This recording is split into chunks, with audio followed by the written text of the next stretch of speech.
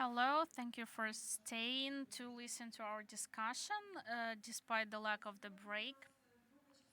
Today, this is the second part, as I can say, of the discussion on the NGOs. And Irina also just spoke about the importance of public sector, especially in these crisis times. And now we'll talk with the people who I think played and keep playing a very important part in this public sector of culture. And the topic of this discussion is work with the culture communities, and I'm really happy and honored to moderate this discussion because I admire every speaker and participant. Those people played essential part in building cultural communities, in activization of this public sector of culture, and even more. So let me introduce our participants: Diana Berg, Olena Afanasieva, Vitaly Metukhno, founder of the gallery, and Yulia Krivich, founder of the Solidarity Palace of Culture. I also forgot to mention the locations of these institutions. So Diana is from Mariupol, Elena is from Kherson, Vitaly is from Lysychansk, and Yulia is from Warsaw. So you can see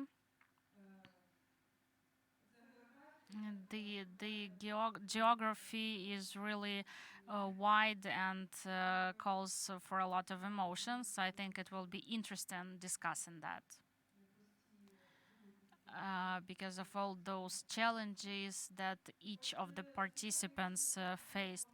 At first, I'm giving the floor to each of the participants for them to speak briefly about their initiatives, about their activities, in case any of you doesn't know about the work of those initiatives before the war, and about how these activities changed after the full-scale invasions, and if it's whether it's possible to continue, because each of the initiatives was connected with the rebuilding of the community, sometimes from scratch. And now there is no access to those territories. So I wonder how the cooperation with these communities can be continued on the background of those blackouts, evacuations, etc. So at first there's Diana speaking about her platform too. Can you hear me? Hello, everybody. I'd like to play the movie. Thanks. In the background, you can see a movie by our artist Masha. You will see Mariupol, Azovstal factory. This you can even turn off the sound.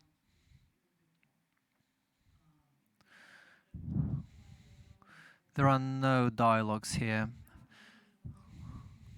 You can see Mariupol as it looked during the war, but prior to the full-scale invasion. It was in 2021. This movie presents Mariupol, and it shows the two platform as a team. We were created in 2016 when I, together with my friends, we moved from Donetsk, where we were originally from, due to the occupation, the Russian occupation of Ukraine. We used to be 20 kilometers away from the front line, and we promoted human rights and freedoms through cultural activism in the local sphere and modern art. I will be commenting on the video, as this video um, Masha, the author, was comparing the Azovstal, as you can see in right now, with the activity of the platform. It's called Secta. It's about the the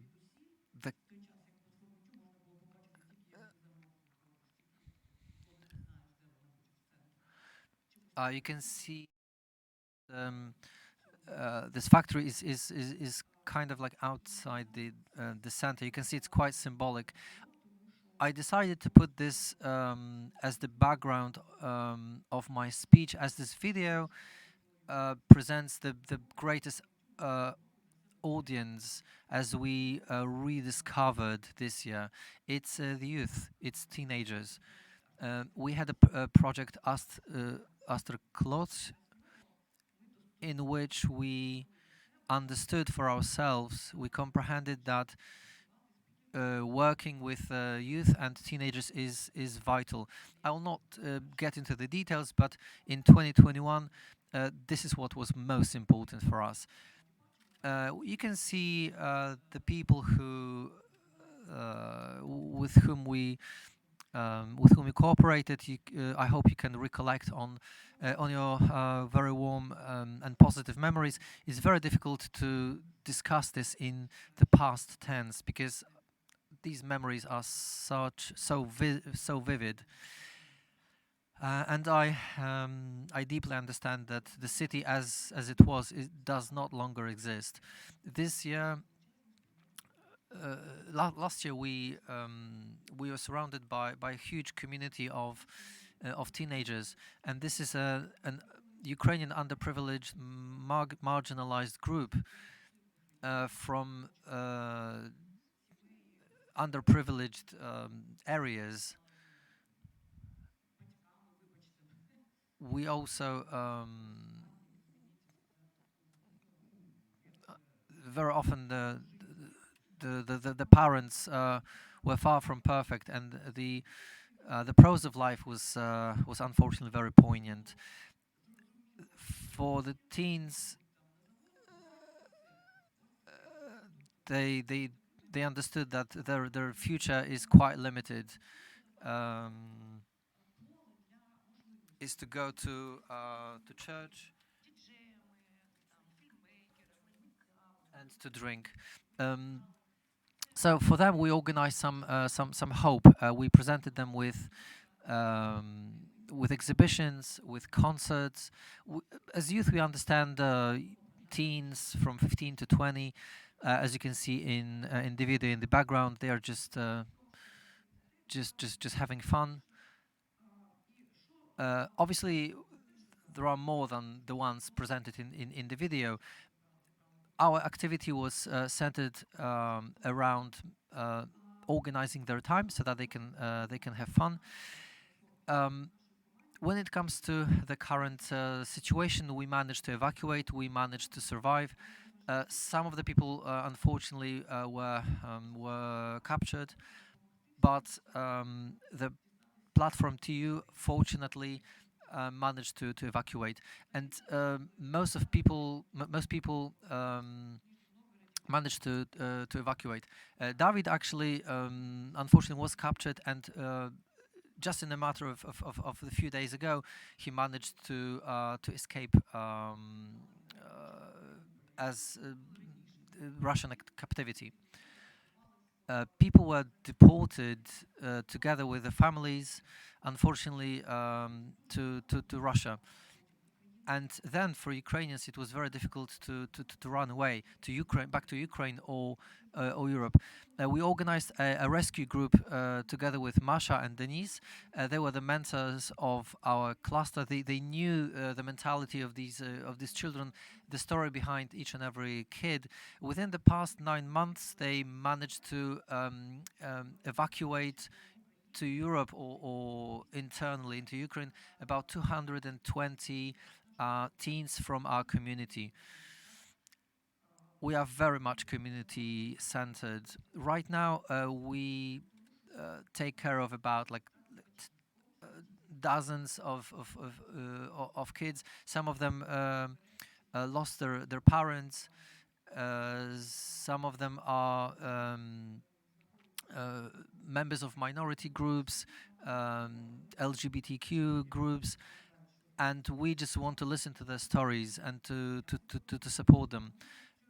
They are saying that I managed to survive 2 months in the shelter without any light, without any support,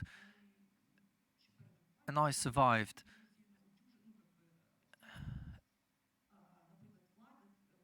For example, Wladek Piatin, for 30 seconds a day, he was turning on his camera to record anything that was happening. And he, right now he's in Dublin, and then he took all these records and he edited everything and create a video. We these children actually do not want to be called children. So speaking of youth, they helped us feel as community as a whole. Okay, thank you very much. Diana, thank you very much.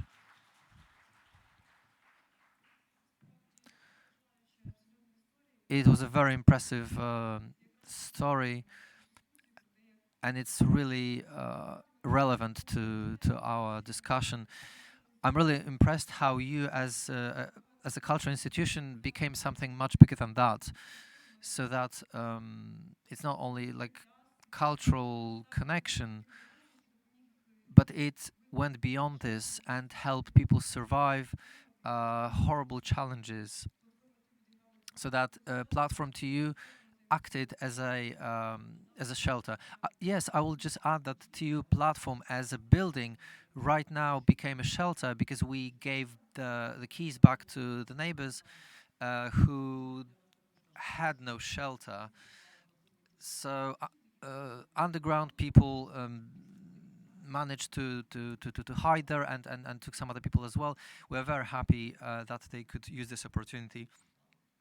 So indeed, yes, we became some kind of something more than just a platform. I just want to ask another question. You you are not having experiencing this for the first time, the refugee issue. So you created the community actually from scratch, and at some point this movement started to evolve really rapidly, and this happened thanks to you. Right now, you are forced to relocate again to Kyiv, as I understand. Yes, I wanted to talk about this two-pronged approach. And do you think you'll be starting this activity again from scratch, or would you like to remain in contact with Mariupol as well? Unfortunately, I'm quite out of strength, but subjectively speaking, emotionally and mentally, it was really difficult for me to lose my second home, even than the first time, because in Mariupol, I was building purposefully. My my efforts were much bigger than when building my first home. Actually, yes, my being relocated is part of my my belonging. It was much more difficult for the second time because in 2014, when the war started, this experience gave me the opportunity to help others. For example, I knew that it is necessary when you're on the run, but you really don't know when it's going to happen. Though it was really much more difficult for me, and right now it is still really difficult on the emotional and mental level. We created a fund, emergency fund, really quickly, because it's fundamental that when you escape an occupied area, it is important to have something just for yourself. You know, for example, when you're in the shelter for 1 month, you don't have access to the dentist. And one person really suffered from dental problems. So we needed the support of the authority of, in the first place, European Union partners who would finance our fund. Um, we we had 42,000 euros that helped 420 families living in under occupation in Mariupol. This experience helped me understand the needs. On the other hand, coming back to your question, do I have strength? Well, I'm completely devoid of any strength in terms of like physical resources. I'm completely depleted. As a team,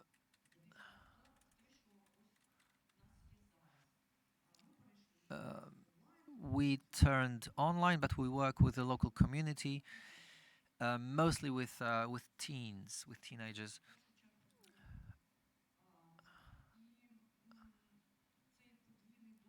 This double experience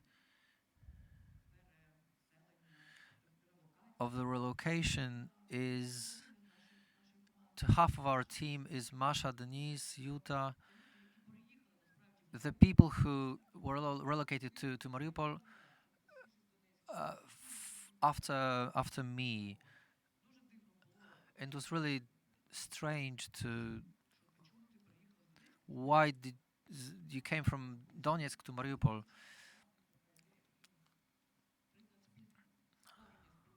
I believe this is a real great example of how you can create a community. It's quite maybe illogical, but yes, this happened. Right now we're quite dispersed around the whole world, and you can look back at our community, the stories that were continued. Some people remained in Ukraine, some people moved elsewhere abroad. So in short, I do not want to talk about my lack of strength, but yes, the community is working. But the third time, it's really hard. Thank you, Diana. I'd like to give the floor to Elena Afanasieva and listen to the story about the Center of Cultural Development. So I'm from Kherson. I hope everyone was happy for us and drinking some alcohol for us in November. So thank you from all of us. Well, so thank you from all these of us. As for Totem, we've been working for, NGOs don't live that long as we've been working. We've been working since 1996 as some initiative group. 3 years later, we started operating as the NGO. And there was the need for creating the community and taking care of bringing the modern culture to Kherson because let's be honest, this is the cultural province, and there was no modern culture. But if you lack anything, you should take responsibility and do that for yourself, and that's what we started to do. For all these years, we've managed to build a great cultural community.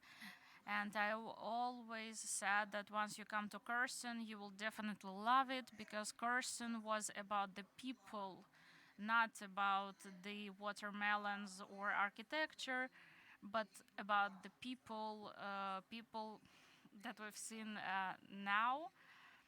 I mean, those thousands of our people. And while our collaborant former official soldier who said that these are actors. It's not true. There are people from our town. So we've made this initiative that led us make amazing projects, performances of the European level, that let us build some visual programs for the past 2 years before the war. We hosted Gogol Fest. We made the local visual program. So we basically could do anything, and it was not just like a bubble but an extended community. So that was the totem was a platform where you could do anything and find any connections and networks. We've created the urban garden in Kherson, in the territory of the former plant, and now it's always remembered by everyone who talks about Kherson. So just for you to know, we had everything, and we definitely didn't need to be saved by Russians. 6 weeks after the February 24, we were shocked, we were silent, even inside our network. We didn't know what and how to talk, but 2 months later, when we just came to our senses a bit, my partners and I, we left when we heard those explosions at the Antonievsky Bridge, because we had those shelters in the cellars for our international partners, and now people internationally are amazed by the number of those torture rooms discovered in Kherson after the release, because everyone was caught by Russians, even those teenagers with just the Ukrainian flag. They were also put to those torture rooms, and it was just a matter of survival for us. And so then, 2 months after the beginning, we realized that we're nothing without the community. We started gatherings in Zoom, and the first question for everyone was, "Where are you?" Because, like, if you see a person online, it means the person is alive. And it was like that kind of register of cultural heritage, but here we had the register of human. We saw people living through different parts, and we saw artists starting to leave, and now they are in different countries, even in Greenland. And starting from those Zoom calls, we understood.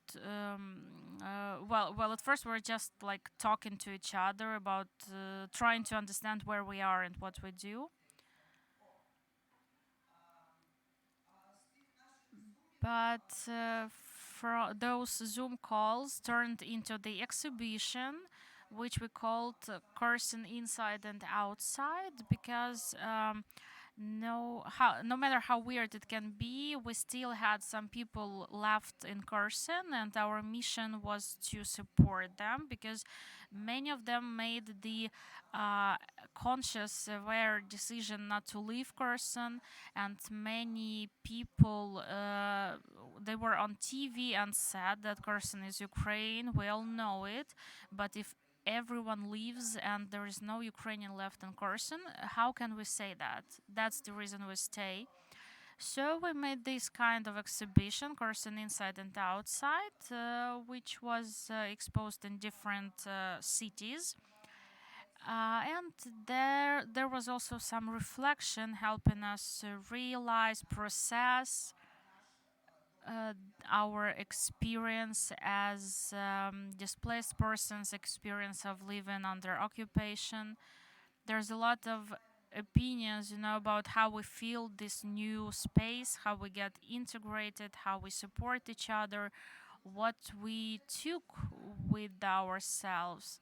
You know, there was this very creative task. Just look at your emergency bag and check what part of Kherson did you put there that you shouldn't have. And so that's how we began rebuilding our connections with Kherson, because, well, of course, it was the matter of surviving, of making up the life, but do you have any connection to the city?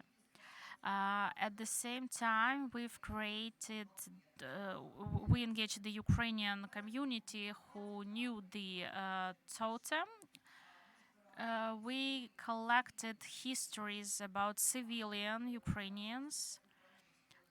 This project was called the BRA, which was created for Europe, about our collective security and about each of us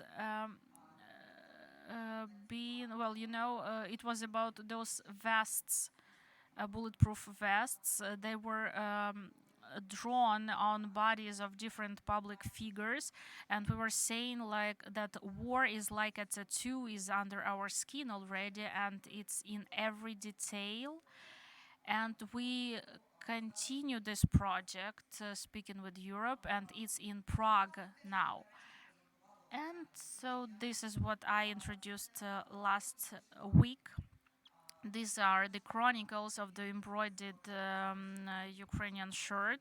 One of our activists who stayed in Kherson, well, she finally left, and she left after the release. And every day she made those chronicles, those diaries of the embroidered shirt.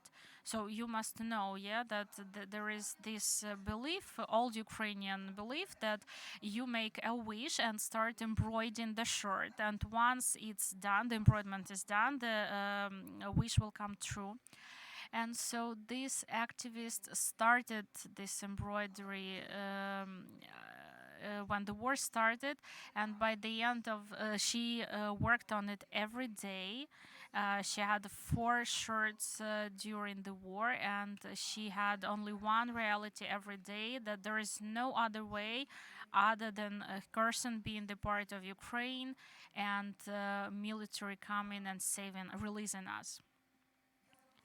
So I invited our great community to choose one day out of those diaries, those chronicles, to get close to Kherson, to relive that experience of occupation.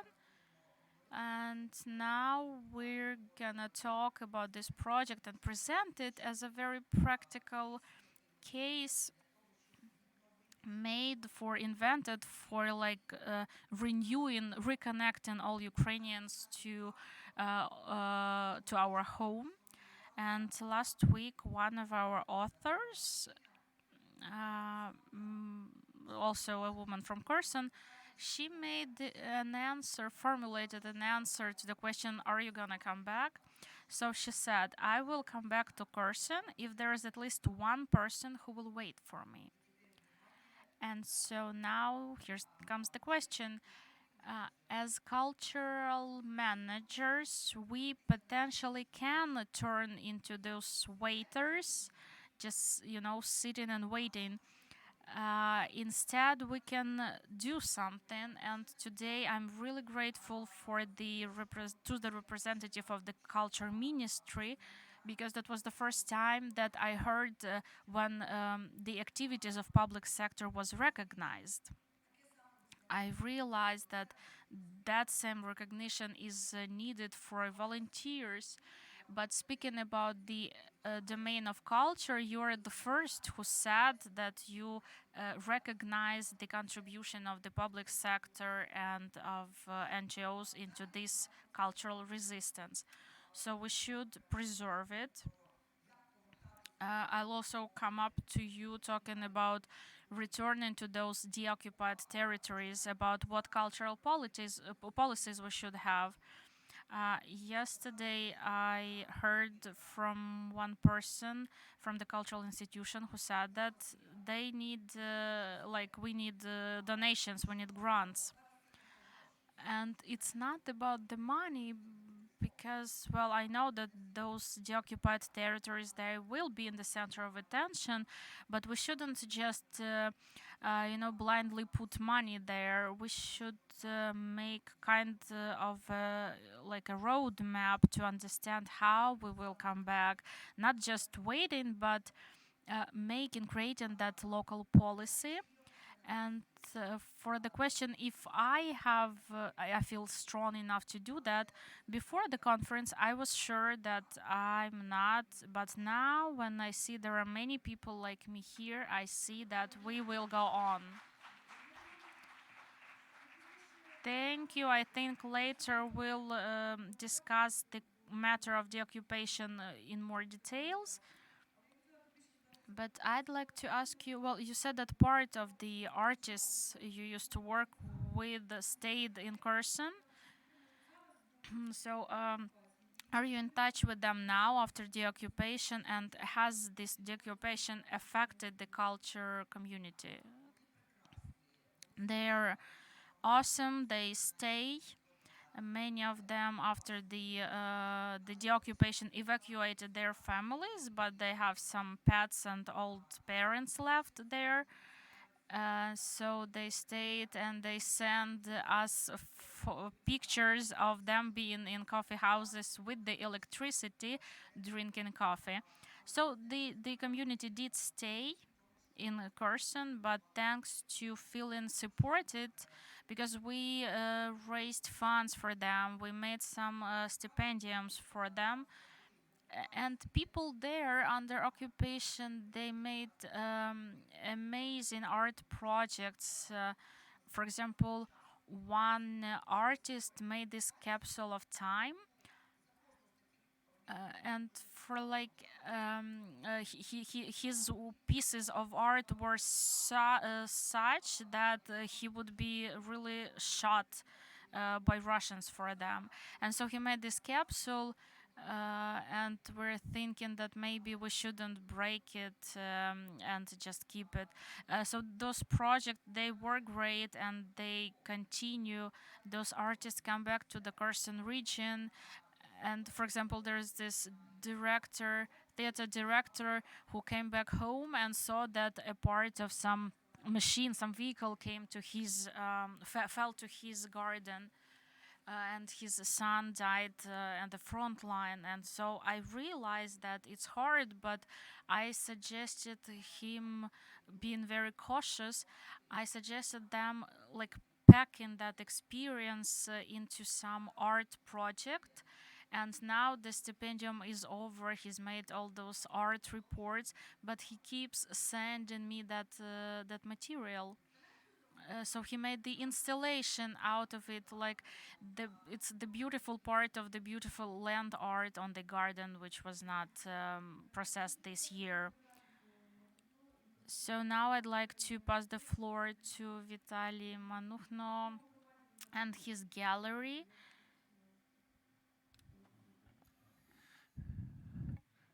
Good morning.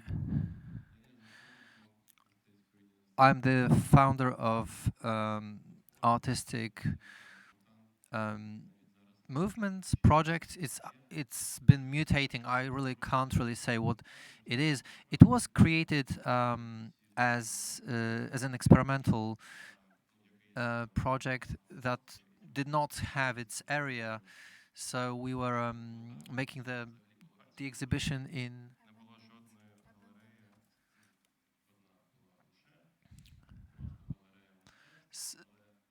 galleries which were abandoned. It was not one of the locations was not a true art gallery, but an abandoned one.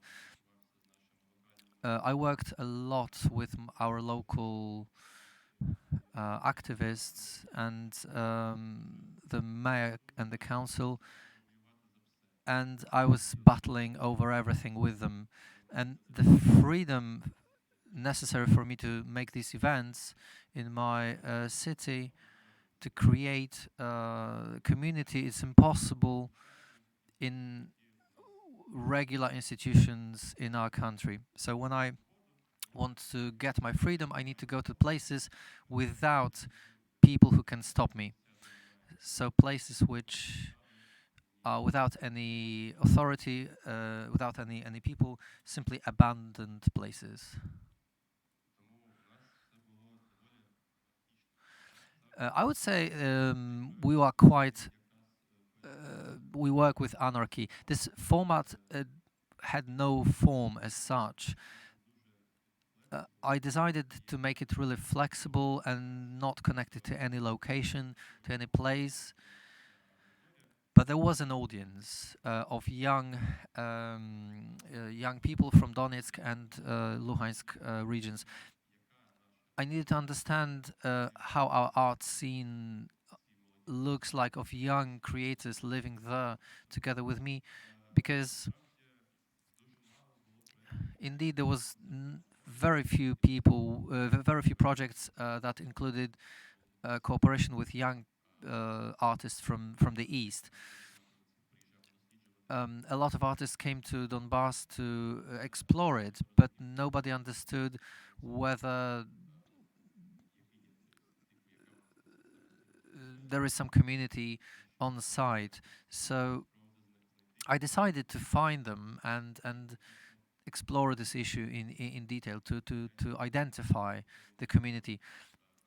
When it comes to occupied territories, I live quite close, let's say, in quite close vicinity, 20, 30 kilometers from the front line, and I understand that, I mean, beyond this border, the front line, I don't know what's happening. So the occupied territories and the so-called separatist republics, they live in a bubble.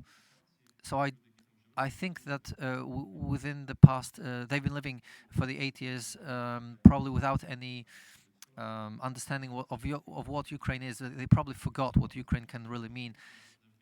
Um, all the news I've heard about these territories, it was strictly military news, actually.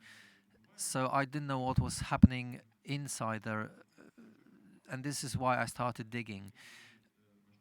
It was really important for me to work with artists from occupied territories to bring together our region, at least in improvised exhibition areas, in abandoned places, to create something, let's say, alive. Indeed, it was a vital part of my activity. Right now, the city of Lysychansk is, the town is occupied. Luhansk and Donetsk territory is occupied, and I don't think we'll continue working in the same format.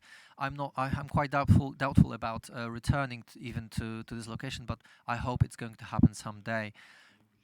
Even when the full-scale invasion was started, I understand people started leaving the place. Last year we created our first zine. Yeah, it's a presentation also connected with platform 2. We cooperated with it after all. We organized this exhibition in many cities across Ukraine, and we made an exhibition in Mariupol, Lysychansk, Serverodonetsk, Kramatorsk, Rubizhne, Konstantinivka, Kharkiv, Rivne. All the cities we worked in, apart from Rivne, right now are afflicted by the war. Rubizhne and Severodonetsk completely destroyed by the war. Or indeed, Mariupol, right? So right now, when I think what I'm going to do when I come back, it's really hard, really, to wrap my head around it. But I really hope it will happen. Last year we created our first zine by the name of Neotodriosh. I understand I could not come back with everything. I wanted to create an autonomic product that can travel without me. This format includes or foresees the format of a printed zine magazine. It is a kind of a book, but with a lot of pages, including works of over 50 artists from Luhansk and Donetsk regions. We distributed part of it, and part of it of the printouts were left in Lysychansk and maybe in Mariupol as well. I hope a lot that we will reprint it once again. After the full-scale invasion, I was evacuated to Lviv, and sometime I was in some kind of suspended state. And when I came to my senses, I understood that my responsibility for this community is quite huge. I cannot just sit empty-handed. I just need to act. A lot of people like Tiana, who were who were refugees, there were some resources for me to start my life from scratch. I understand that not for everybody it was possible, because our community is really diverse, including youth. For example, a person from Kramatorsk who escaped from his parents who were pro-Russian. He's right now like 16, 17 years old, so he cannot work. He lives somewhere at somebody's place. It's very difficult for such people, and I can say this based on my experience at my teams.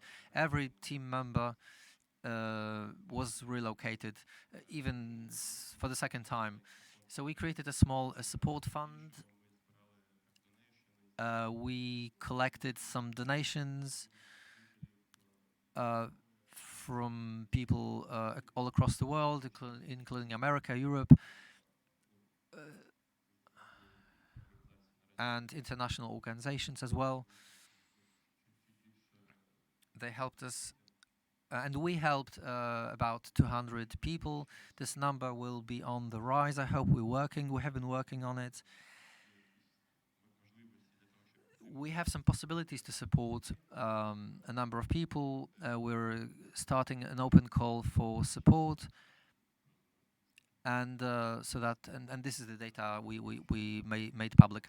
We also try to work this year on the international market as well. I would say to make a contribution to popularize Ukrainian art. This photo is from a collaboration with Goethe Institute in the city of Bonn in Germany. This is our biggest exhibition. I myself could not actually attend. It was an exhibition in the public sphere in a dozen of biggest, largest German cities in Germany, at bus stops, in metro stations, so people could see it for the 2.5 months every single day when they were commuting. This exhibition displayed the works of artists in our community. It's a shame I couldn't see it myself, but it was really successful. Another project we started as our site-specific project. I understood that I've never spoken in my life so often with our community about the war as much as we have been experiencing it for the second time with the artists from Luhansk and Donetsk regions. They were allocated for the second time. Now I'm 23 years old. In 2014, I was 15 years old. So I've been living in the state of war for 8 years. So the war comprises a huge part of my life. And there are many people like me. Such stories need to be collected, and I want to give voice to such people. In Lviv, I've often heard that ever since the war started,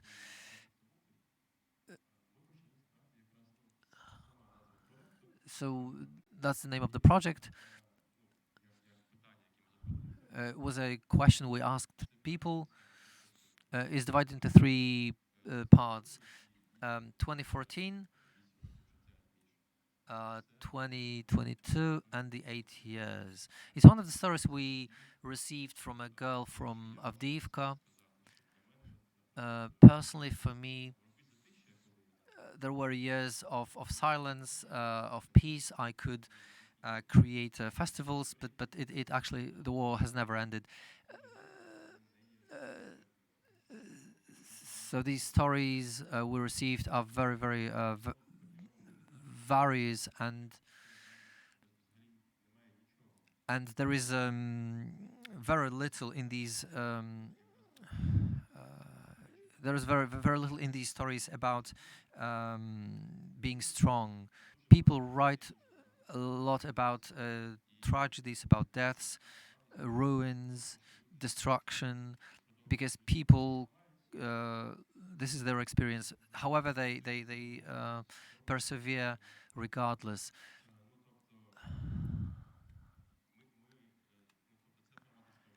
This the format of the stories. They say it as it is, as it was, and this is what we wanted to give voice to. The stories in the words, not an interview format. We also supported them financially. As we understand, it's a very painful experience for them to tell these stories, and this is why I understood we needed to support them financially for their input. We also have been creating the second magazine. Last year, we decided that it would be great, it would be cool to create a book like this every single year. But would be different every single year. Right now, obviously, the topic of the book would be about the full-scale invasion, as we should not discuss this issue only with people from Donetsk and Luhansk Oblast. We received over 250 applications, but we can only select 60. The presentation will take place on the 25th of December in Lviv.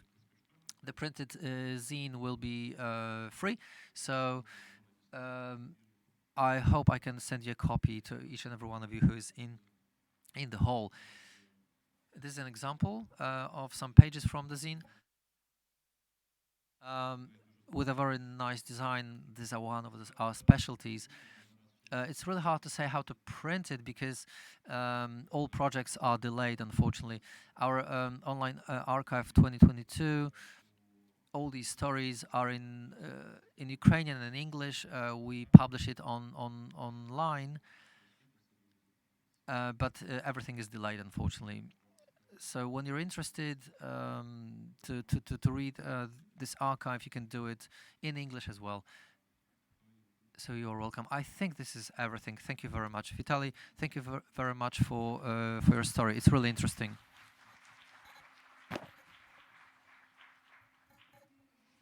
So you've touched a really not easy topic about a big part of Ukrainian society having like feeling this experience of war after the full-scale invasion, but for many people this experience has been alive for 8 years, and I believe it's important for everyone to hear to listen to the experience of people who've been inside this war much longer.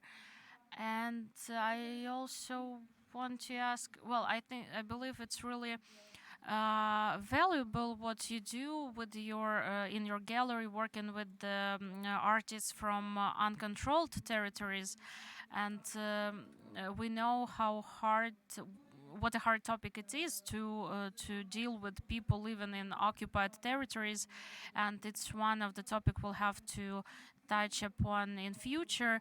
And what were the challenges for you that you faced working with those artists, those who maybe left those separatist republics after the full-scale invasion?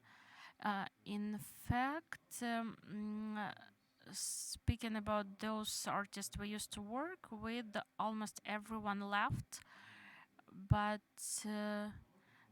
Well, it just happened so that not everyone has the Ukrainian passport, and even if well, for example, the guy can be 17 years old and he just didn't have a chance to get the Ukrainian passport yet, but he cannot go to Ukraine now. We have this a person like that, so they kind of have that DPR passport, and they were planning to go to Ukraine and make this passport according to some specific procedure, which would be lasting and not easy.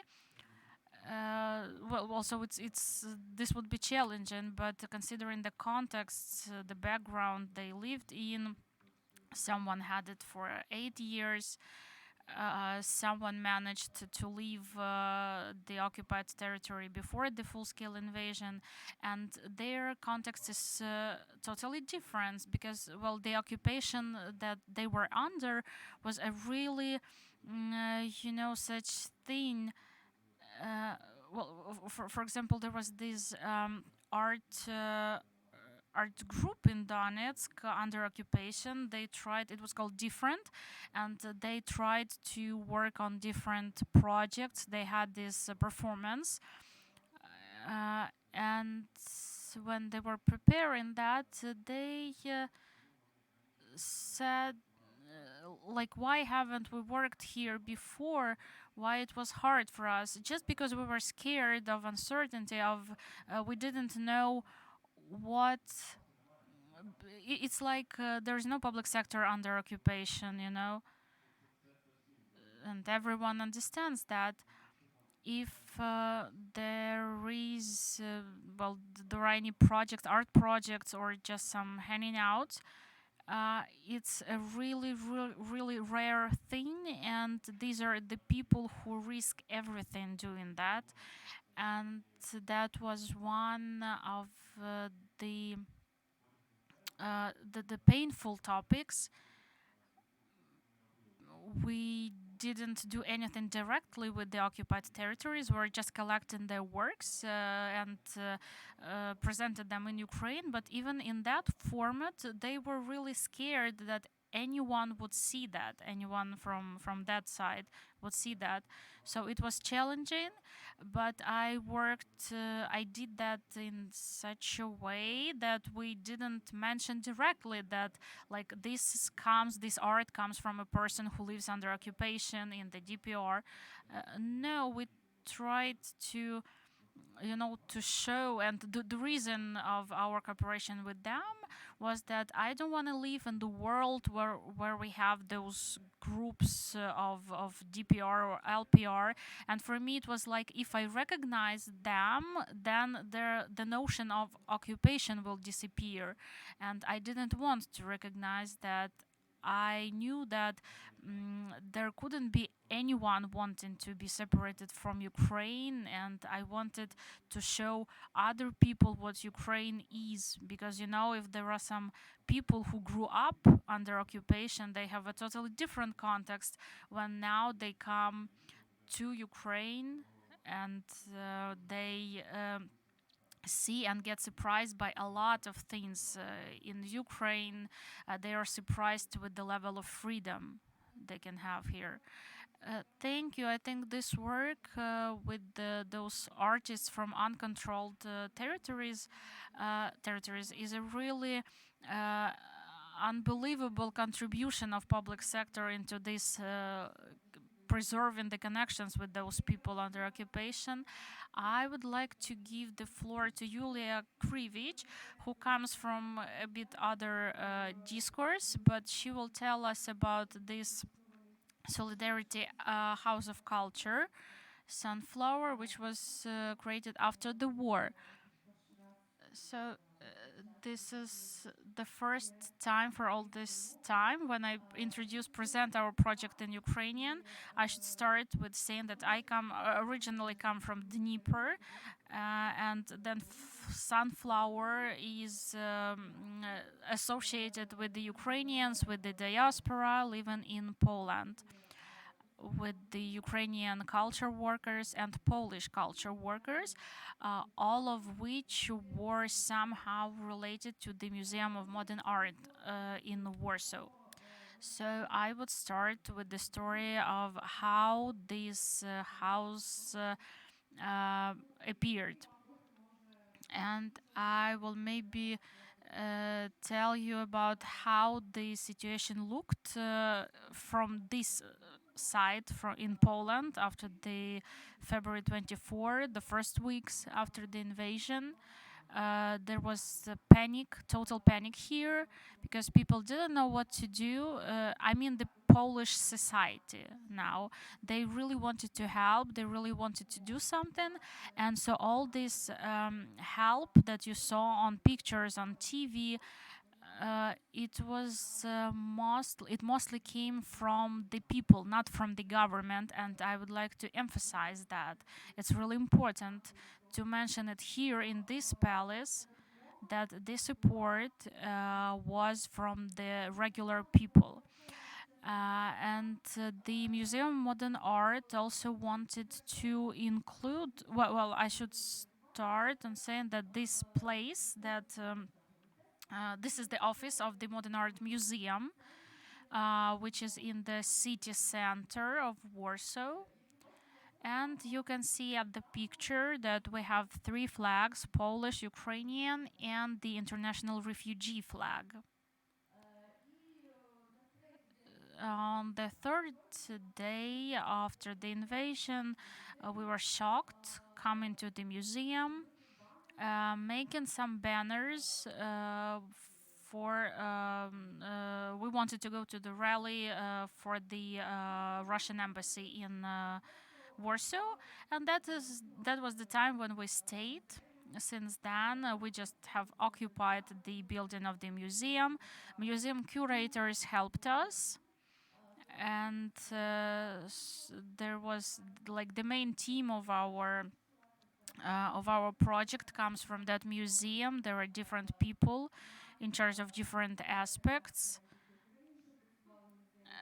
So there are people who used to work in the museum, working with migrants, Ukrainian migrants in Poland. And so it's me, I'm the artist and activist, educator. And since then, that's when we stayed in the museum. We started different efforts, starting from collecting medicine to some humanitarian aid. We got contacts to different hospitals in Ukraine, and we arranged transportation, which we had almost every week. There was someone coming to Ukraine with medicine. We made this kitchen of the Sunflower Initiative. People started coming there from the very first days. Then the number of people increased, and like people just saw those banners, those flags, and they came up to us and just.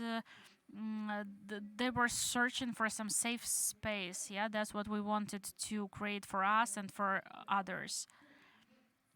And these, joint cooking, joint making something was an important element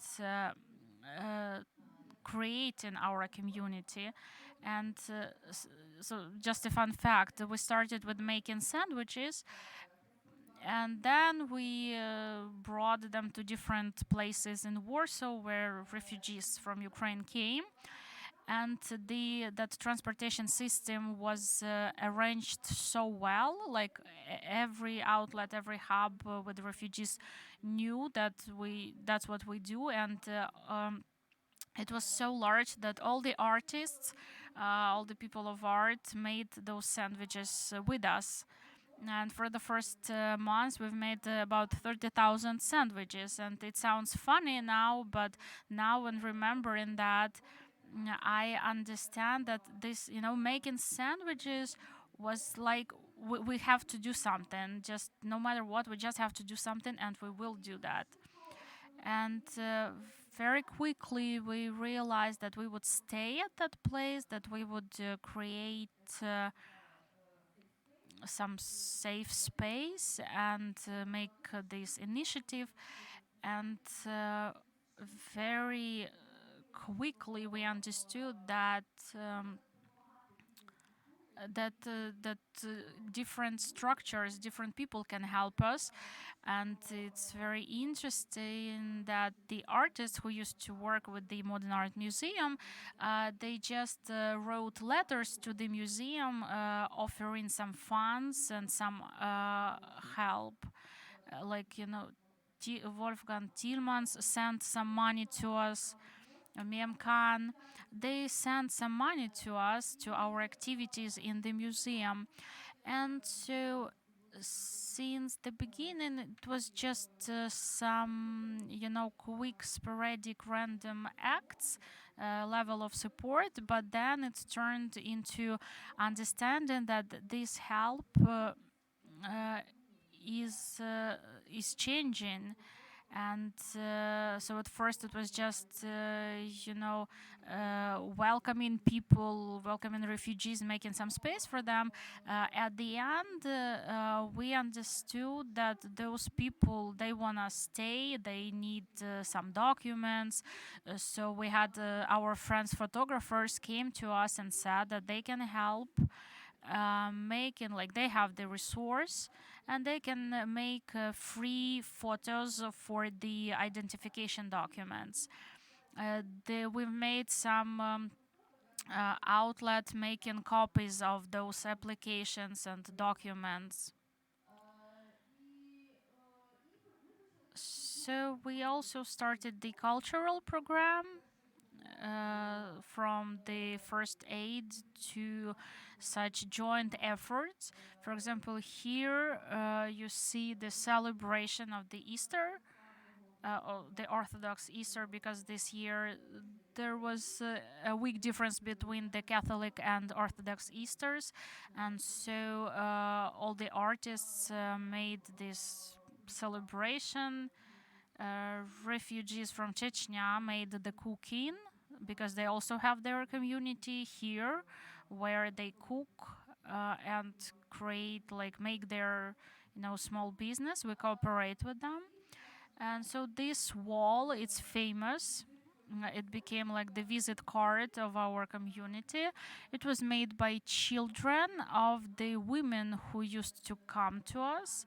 We made some workshops for children, and so that's where children drew those sunflowers, which we later put on Monika Sosnovska's installation. And Monica is really happy that her installation has changed and got, like, updated as of now. Later, okay, it's also important to mention that Poland, starting, from the onset of war, Poland is also kind of a transit point for many people, and our connections with the cultural community of Ukraine was like we captured people coming through us and asked them to make something for us. And so these are, for example, some workshops from different, artists. I don't have many slides, but it's hard to present the activities of Sunflower in just 5 slides. So I just wanted you to understand that who we are here in Poland, because, like, this is the first time I've realized that I used to be a migrant here, and my identity was the one of a Ukrainian immigrant. Now, after the full-scale invasion, I felt that that identity has changed into such a kind of a mediator. So just a mediator between between the Ukrainian cultural environment and the Polish one. And it's important thing that I've understood recently that it also affects Polish culture. And of course, we're invited everywhere because the Ukrainian voice must be presented everywhere now in Poland, and it's really interesting. Our other activity, we've been collecting money all the time. We're finding out different ways how to collect money. Since the beginning, we made some fundraising actions. Then we thought about some gadgets and merchandise. You can see the T-shirt in the slide titled "Decolonize Russia." You can see in the other picture Magda Moravik, our friend, who helped as volunteer to support refugees on the railway stations.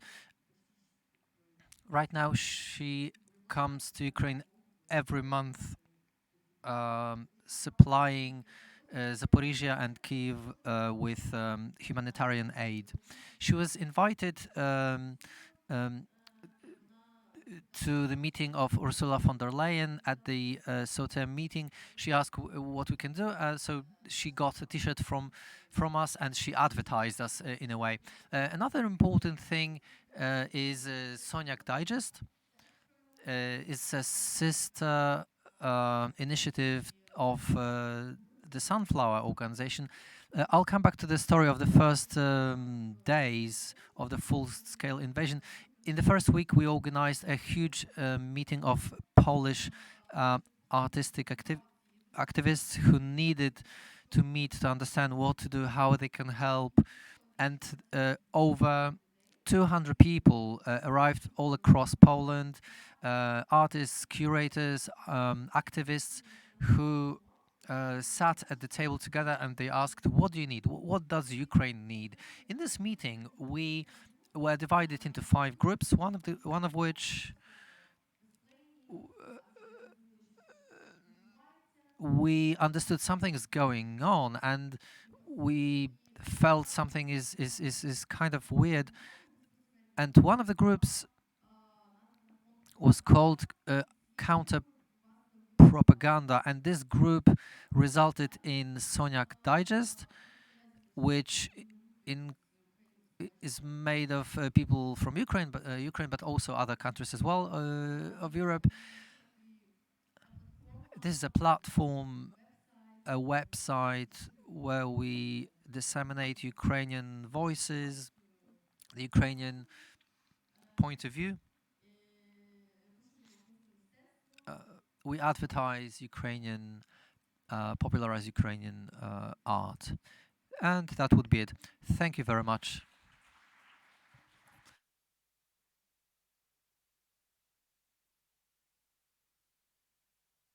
Thank you very much, Julia. Within our panel today, it's a very interesting case. The 3 previous cases were centered around a cultural activity that turned into mutual support with a full-scale invasion. In your case, however, it was the other way around. So you started your activity as a safe space from the will to help refugees, out of which an artistic culture was created. So I wanted to pose a question. Am I right that you could you could use the name community in this case? Initially, after all, people were brought together by common needs. Could you form a community out of these people? What kind of art, what kind of role art plays in this community then? Yes, obviously, as I said, this safe space was created to meet the needs of being together, to create such a community. People who came to us and have been coming to us have not remained in Poland. Many people who left the country at the beginning, they've moved along, they moved forward ever since. but our core is made of around 20, 30 people who always come to us. They are not Ukrainian refugees only. They come from Poland as well, people from other countries as well. Um, it is really important to emphasize that the future of our initiative, as we understand it, must be a space. We understand that we are located in Poland, so there are refugees from other countries as well. So this is an important factor that we need to connect, unify them with the Ukrainian context. There are much more Ukrainians in Poland right now than prior to the full-scale invasion. According to official data, without seasonal migrants,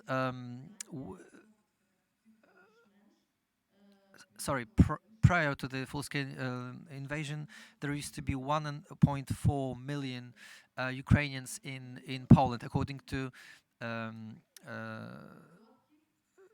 to Poland. Right now, again, according to official data, 3 additional million Ukrainians came to Poland. So altogether, we have the number of 4.4 million Ukrainians, which constitutes roughly 10% of the Polish population. It's really hard to quantify, to be honest, but about 3 million, I would estimate 3.5 million Ukrainians stayed, because some of them obviously moved on to other countries as well. Our activity, our lectures and workshops are held in English because we want to connect the Ukrainian and Polish community, but we understand that English as lingua franca is available to everyone, as we also reach out to other people as well. My final point will be about the Sunflower Initiative as community. The sunflower indeed is quite symbolic of our community, because even the very image of it, the very logo type, represents people in it. Thank you very much. Speaking about community, I would like to address the issue to everybody about the community of place. Today we spoke about many topics, and these communities were connected, kind of rooted to specific locations. Even place in Mariupol, in Warsaw, is it possible to create a community without a connection to location, without physical access to it? Let me answer this question. When I arrived here to Warsaw 3 days ago to take part in this assembly,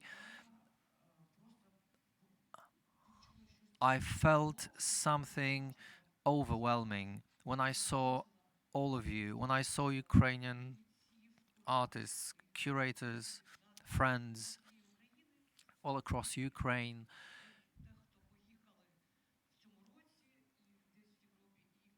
people in Europe as well. For the past 3 days, we're just talking, meeting. We just cannot let ourselves out. We just want to be together physically, be around, mingle together. This is an example of connections, which, speaking about Mariupol, it's really difficult, as Mariupol has been destroyed. So right now, personally, I come to understand and experience this feeling of loss, physical location. It's a very weird feeling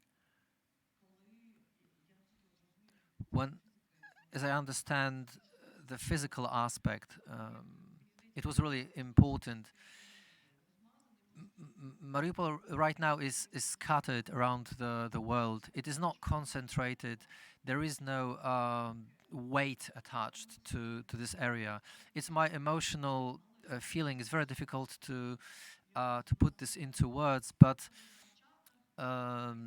as we discuss on the social media, we try to bring the weight of our community down to earth and to build upon this, at least in our minds, um, as we are so used to being attached to location. It might be a city. This would be important for us to relearn and to reinstate this physical locality as we record the our memories of these areas from starting from 2014, as Vitaly, for example, you have been doing as it were a museum of memories. Uh, Everything that we associate with Mariupol, as you must understand that Mariupol is no longer as it used to be. For the past 8 years, I had lived there. So Mariupol, I believe that these online exhibitions can replace the physical existence of Mariupol. In our case, everything is quite more specific. We did not have our area. We just captured our area, these abandoned places. So, if you're speaking about a community or audience that participated in our exhibitions, was quite specific as well. In Lviv, we managed to collect our collection. You could say that there is some kind of diaspora there, but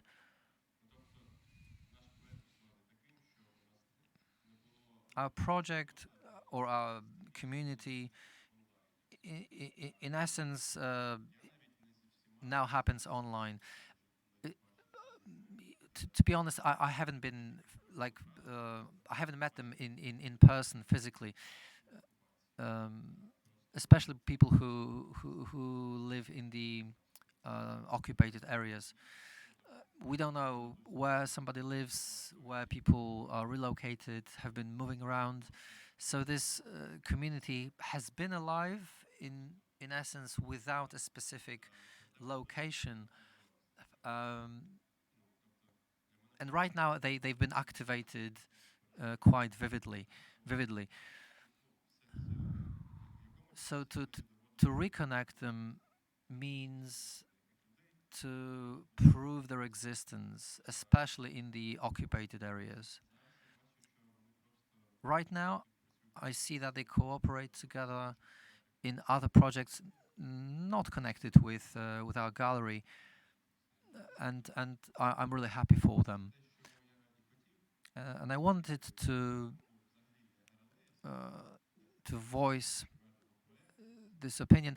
A- and as I understand, this ephemeral project that moved to Lviv. Well, to be honest, we didn't lose much. I mean, how can you lose an abandoned place that you intercepted, right? I mean, some of the magazines, hopefully, we will manage to reprint. It was very difficult for me to relocate. Um, but for me, it was really important to live in the town of Lysychansk, in the city of Lysychansk, and to work with local activities and local audience. So far, we've been trying to continue our activity in Lviv. This is our home right now. I do not have answers to these questions. On the one hand, Kherson is a new trend. So how can we talk about the community of Kherson without the Kherson itself? On the other hand, we understand that we've been talking about this for the past 2 days, that for Kherson, a new window of opportunity opens. So right now it can become the center of gravity. On the third side, being cognizant of the current situation, it's not a center of gravity, but rather the question mark of gravity, because plenty of questions. Being in the center of the process of communicating with the community for the past 9 months, I even invited an independent moderator who would look after our dynamics. Even Ms. Irena was talking about migration, occupation, and also people who left, who stayed. At the first stages, there was a wave of incredible hate between the ones who stayed and who left. Okay, you left, you abandoned us, you stayed, you're a collaborator. So in the middle, it was a wave coming on and off. So as far as people, how do you call it, the Monaco battalion, as we call it, this happened in the culture sphere. As I made an exhibition in Odessa, museum workers said that after work they created a room. They've been creating camouflage nets. It was really difficult for them, for the people who left, to see the photos of a beautiful sea in Odessa. It's really hurtful for them. So even inside this professional community that work together, I can say that actually I unfriended a lot of people, to be honest. When I saw a photo of an artist in Greece, we left because we want to be far away from this context. We don't want to have a war in any media sphere.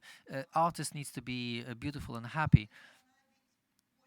But afterwards, I needed to work on my own, on myself, because I needed to understand that there is your own zone of freedom is your own choice, but this is my right with whom to work or not. It's a very complex process. It's very dynamic. So to create a center of gravity is actually probably not with this community you have been working with so far. If you look at the group, the psychologist, this moderator, saw that you need to expand your bubble when it comes to your community. Within the past, following the 11th of November, I received numerous applications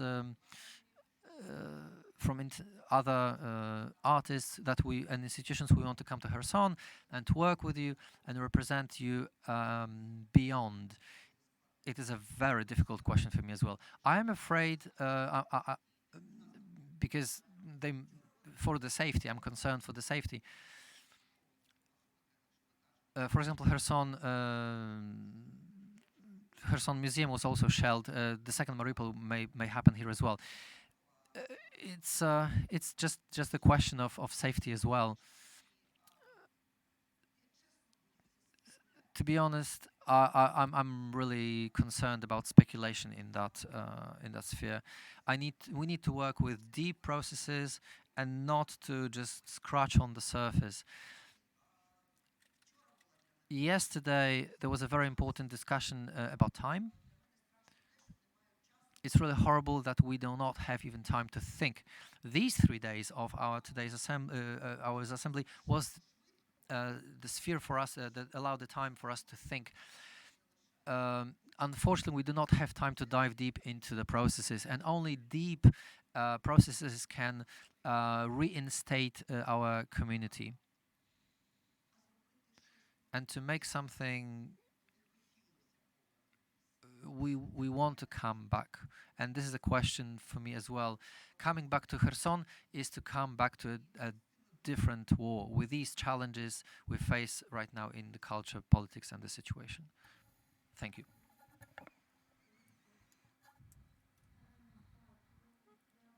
So I'll be brief because in my case, I think the location is the key because the space gives you a lot of opportunities and we can use this space as a gallery, as the place of meetings.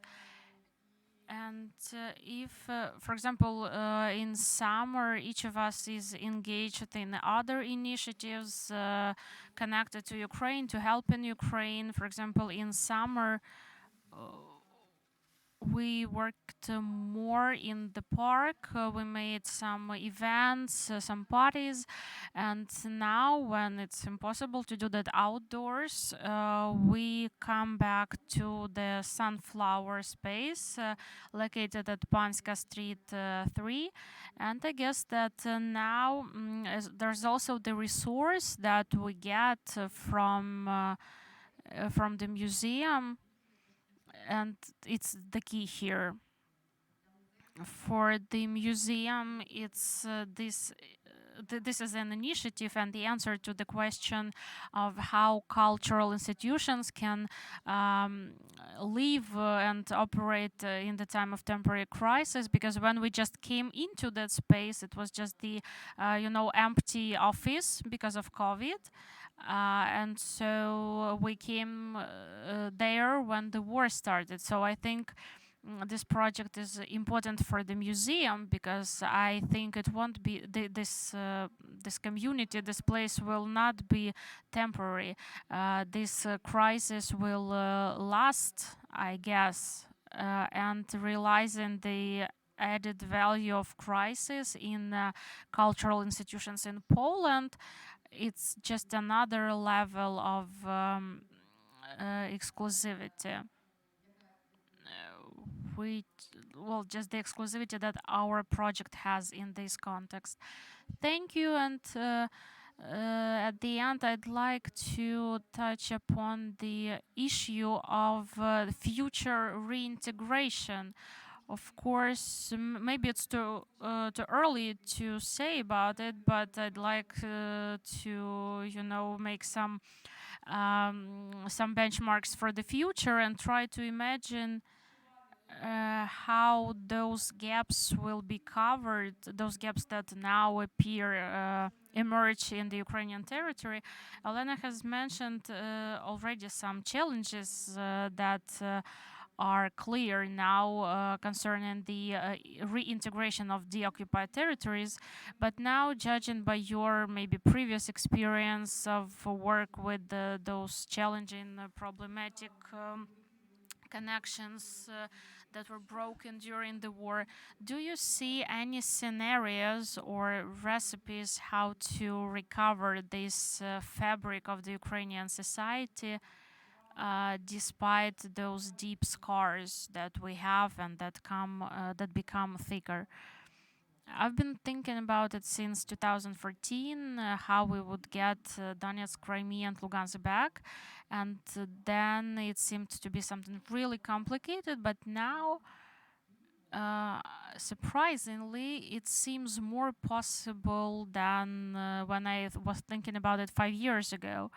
Because now the whole country is experiencing this trauma, this pain of intrusion in the same way. We all share that pain for our land, and if just a few years ago we thought that Donbass, well, it's something, they have something horrible, but Ukraine is flowering, but now it's scary everywhere.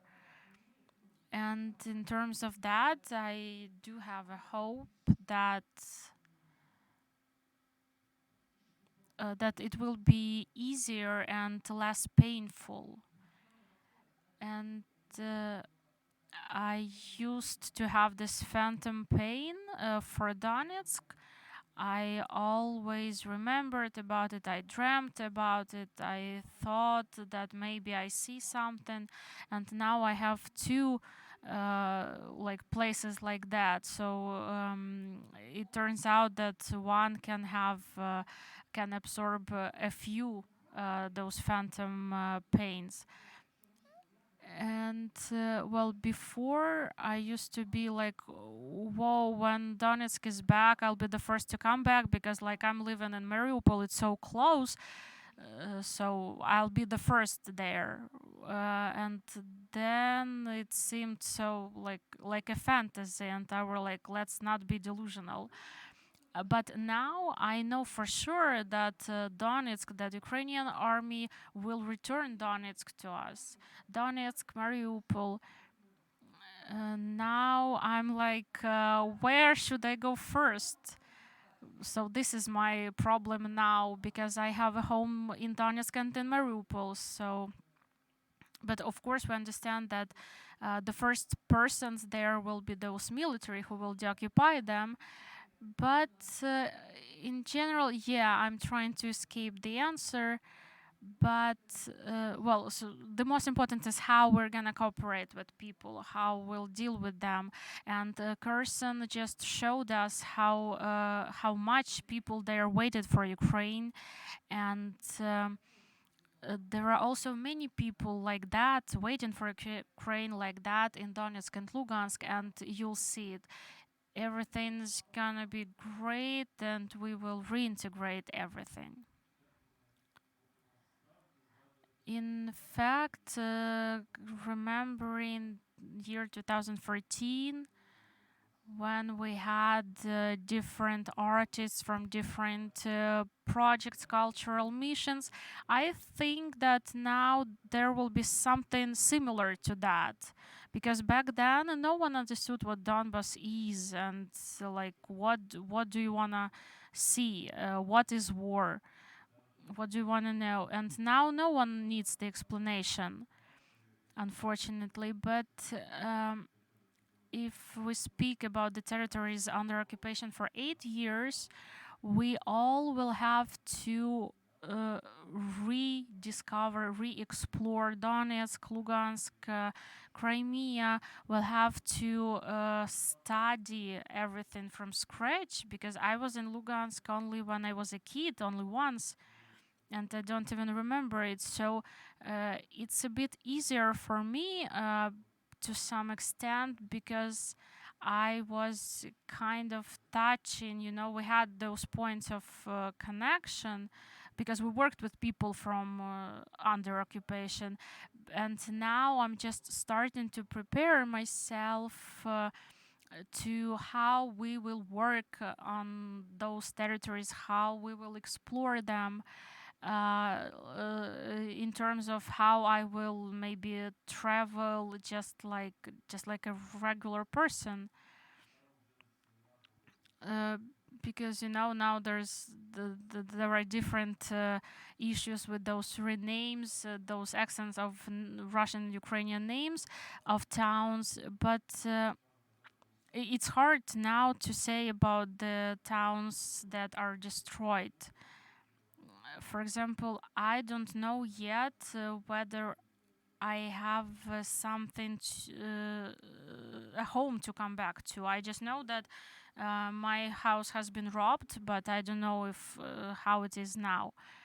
So it will be complicated in any case, and it requires some preparation as well, because the end of the full-scale war will be like the opening of the start of the new war, but on a different front line.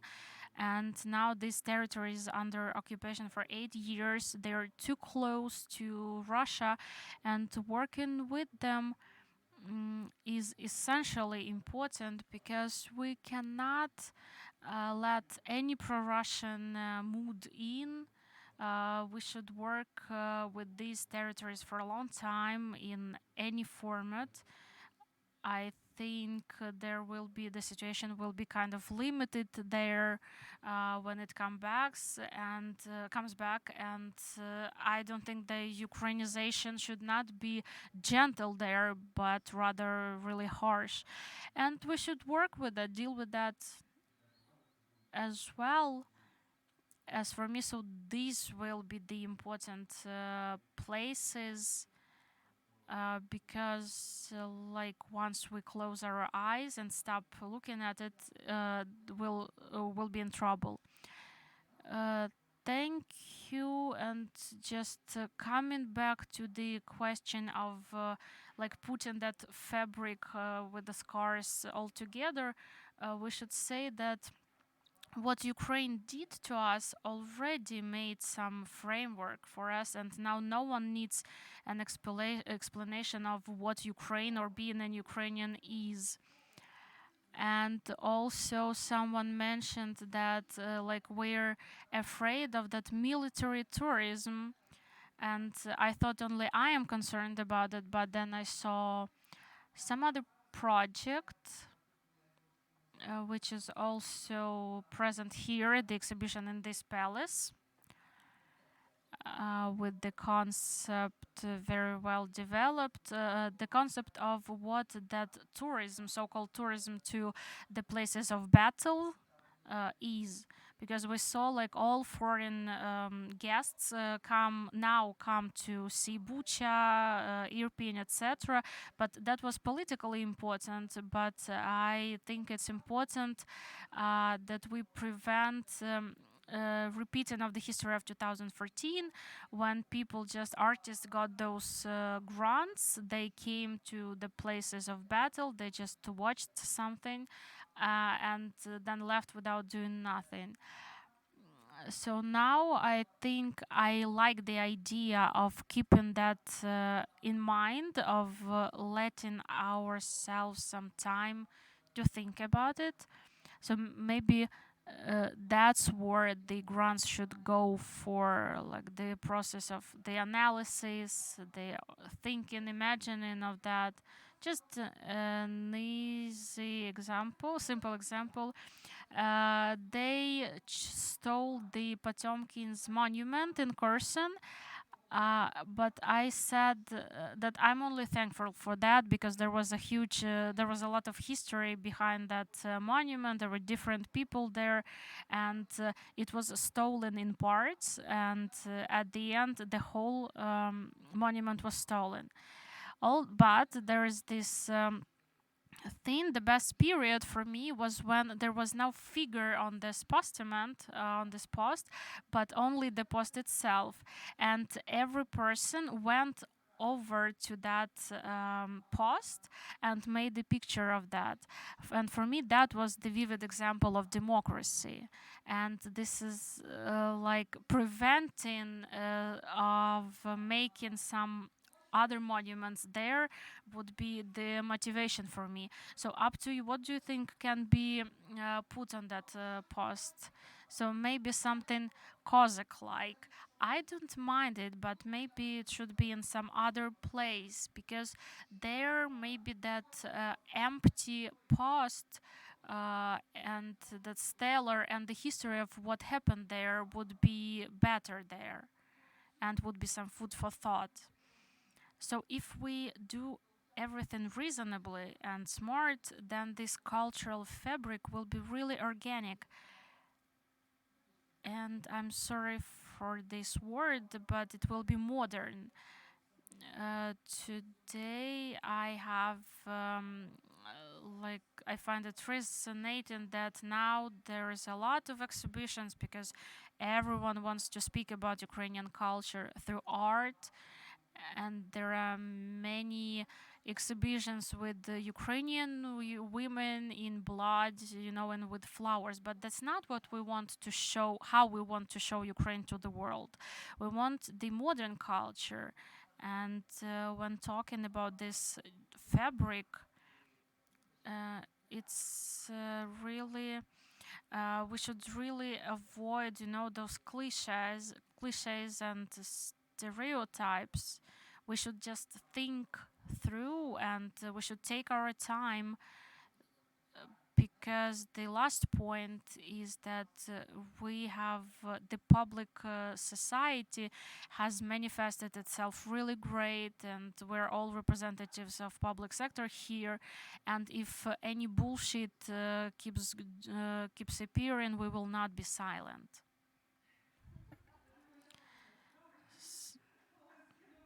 So we have to call it a day. Thank you all for your optimism and for being ready to speak about some problems and challenges. So let us give us some time and not be in a hurry. Thank you.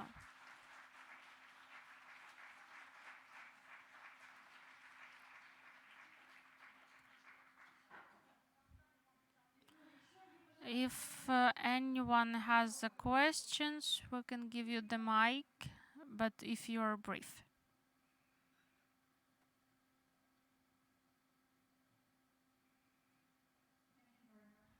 Дуже дякую за те, що поділилися своїм досвідом. Це було дуже цікаво почути, що ви пережили. Але мені так прийшло до голови дві таких ідеї. Це не лише до спікерів, а до всіх присутніх. Мені здається, що не українців тут не так багато, але багато хто дивиться. І багато з нас не з України намагаються слідкувати за тим, що Ukraine is робите, still very interesting topic for the news, but it's really a pity that we cannot see and hear and follow what you are doing. So immediately I had an idea of doing kind of a database of your projects, or even like I would love to be a part of, let's say, a Facebook group with you and be able to discuss and exchange ideas, what we can do, and like share ideas for the foreigners, how we can participate and help and support. Because, yeah, I feel like very privileged that I can participate in this meeting with you. And second thing I wanted to ask you, and now I know it's impossible to answer it, but my question was, like, because there are so many humanitarian charity programs, projects, that an outsider can get lost, like how to help and whom to help. And of course, everyone wants to support the army, but I guess there are many vulnerable groups, people or issues or places that there's nobody that is really like taking attention. So me as a non-Ukrainian artist, for example, I give an example, has an idea of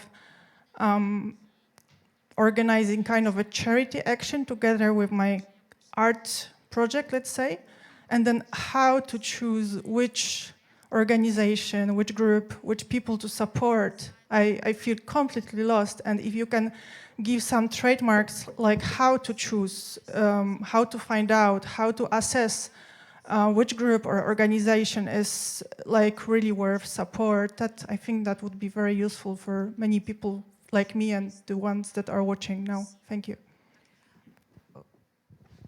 Можно я... Yes, I will tell you how to do it, because we also posed this question. We're inside the process, so it's easier for us. We are directly connected and contacting the groups in need. Let's say if a brigade needs to warm up, we know what to do. But this question was posed to me by artists who left Ukraine. Olena, I made money. I made some money. Where should I donate it to? For me, there are just two options here. First is you choose a big Ukrainian organization like Fund Poverny Żywym, which has the authority, reports on its finances. For me, this was Serhiy Pletua fund. Or you take contacts from people whom you trust and who directly tell you, I know this person, and you need this, and he or she needs this and that. So you just choose people whom you trust and you know personally. I was fortunate enough that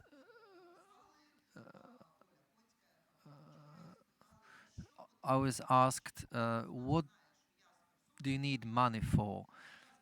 She knew the person who contacted me that I came from Kherson. So I told her we need funds for the evacuation of local people.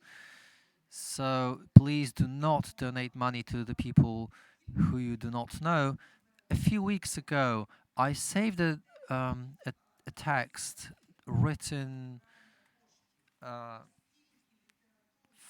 for donating money, and it was the very editing of the text was so dubious that you wouldn't trust it. So you know, when you take a look at the text, you need to look into the details. But no matter how well it's written, it is most important that you know the person behind the text, or it's a huge organization with a high level of authority. Дякую за ту пропозицію, щоб створити таку базу даних, і думаю, що ArtsLink вам допоможе, нам допоможе, щоб таке зробити, надати вам посилання на Instagram, наприклад, або інші social media. І можете стежити за нашими новинами. Якщо йдеться про кому донатити, треба негайно донатити, не гайте часу, не можна гаяти часу. Three funds that you can be sure that they will go. First, it's not Red Cross, no. You go to, for example, Prituла Foundation, Повернись живым Foundation, and Azov. Azov has, Fajne Misto now is gathering for Azov, so there are like three things. And while you consider to what smaller initiatives to donate, you just donate there when you have this like willingness. And as for the smaller funds, smaller donations, smaller initiatives, it's brilliant idea to choose someone, but it just depends on what is closer to yourself. Like, do you want to support artists from the frontline areas? Do you want to support teenagers from marginalized groups from Mariupol? It's just what is the better for what makes you feel more, you know, close and better? So just like that, there are so many small initiatives that make so many changes, but small ones. So it's just you can select one and just take care of it for a long time. And thank you for this. А якщо сумніваєтесь, ще можна тваринам. Можете також підтримувати. You can also support animals. So people who are dealing with animals, or if you've got an organization supporting animals, you can trust them for sure. Thank you very much for this panel. It was truly inspiring. Until next time, thank you very much.